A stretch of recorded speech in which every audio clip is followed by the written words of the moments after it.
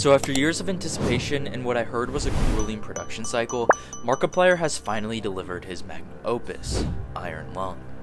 It is a 2-hour descent into what I will refer to as a claustrophobic hellscape that takes David Zemansky's minimalist indie horror game and expands it into a massive combination of world building and nightmare fuel.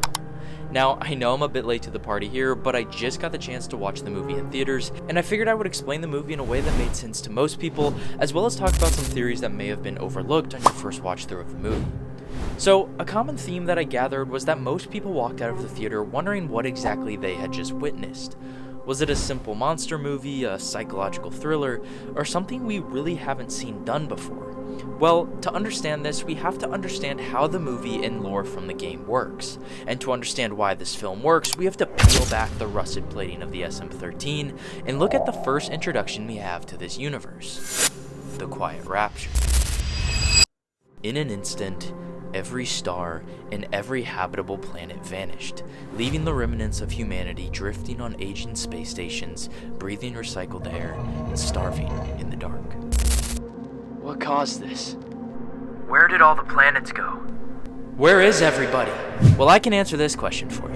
In the year 2349, every known star and planet with sentient life, flora, fauna, a habitable atmosphere, or natural resources in the known universe suddenly vanished, leaving behind uninhabitable moons, asteroids, and humanity's space stations and starships. This event later became known as the Quiet Rapture. No known visual contact was made with any planet at the time of the event, but natural resources began to dwindle after the Quiet Rapture happened, prompting humanity to search the leftover moons for resources.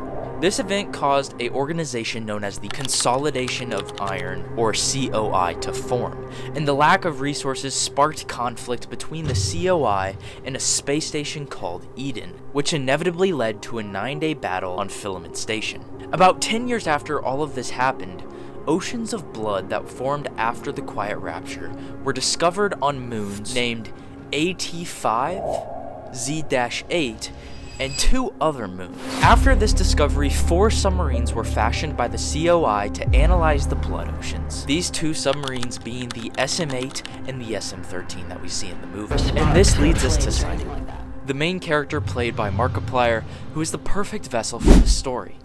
He is a convict accused of burning down the last of humanity's hope, the final tree located on the Eden space station. And whether he's actually guilty or just a convenient scapegoat doesn't really matter, but spoiler alert, he's not guilty. Regardless though, he is expendable.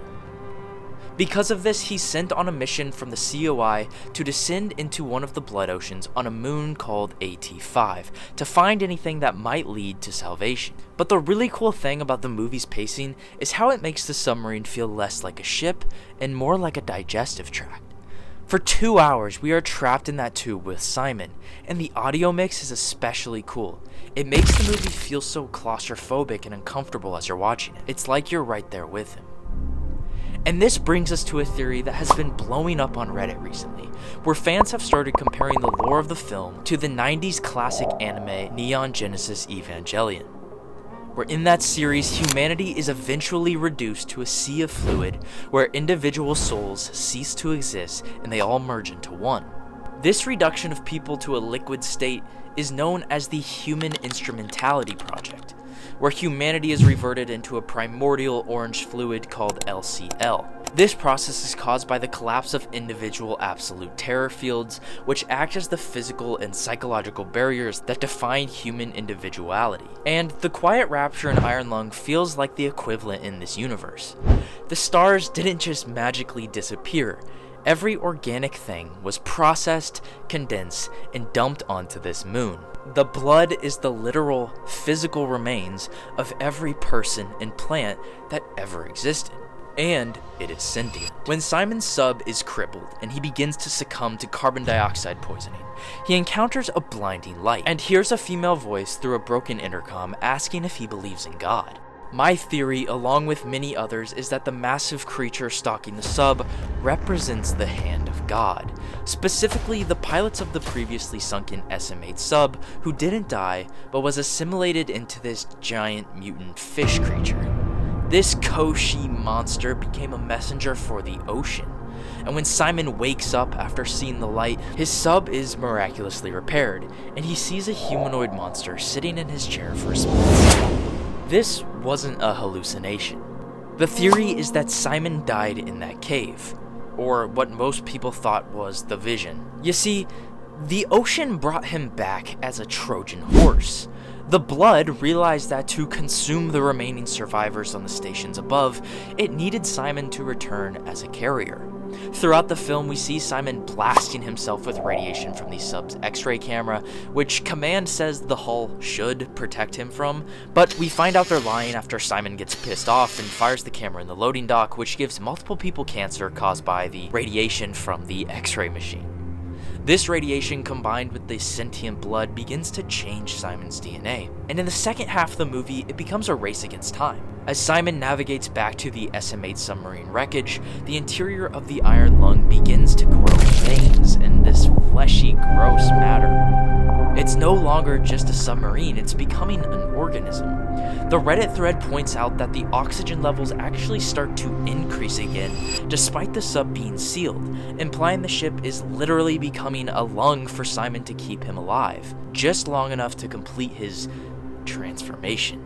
Also, you may have noticed that the creature outside isn't trying to eat him or kill him, it's trying to guide him into becoming a part of the hive mind.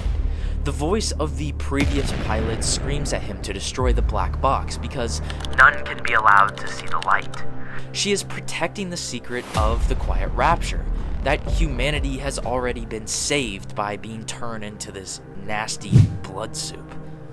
The climax of the movie starts as the sub begins to transform and fuse with Simon's own flesh. The female voice begins to scream for him to stop because Simon, in a final act of defiance, decides to save the black box data from the SM-8. This data isn't just a map of resources, it's a warning. As vines, the literal veins of the ocean, start to dissolve his body, Simon loses an arm and begins to mirror the very monster he saw in the pilot seat.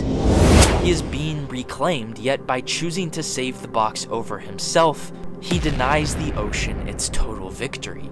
He ties the data to a life vest, sacrifices his own life to sabotage the hull, and allows the pressure to implode the sub. The tragedy, however, is that humanity is still doomed from the start. Even with the warning, the survivors are in a universe with no stars and no food.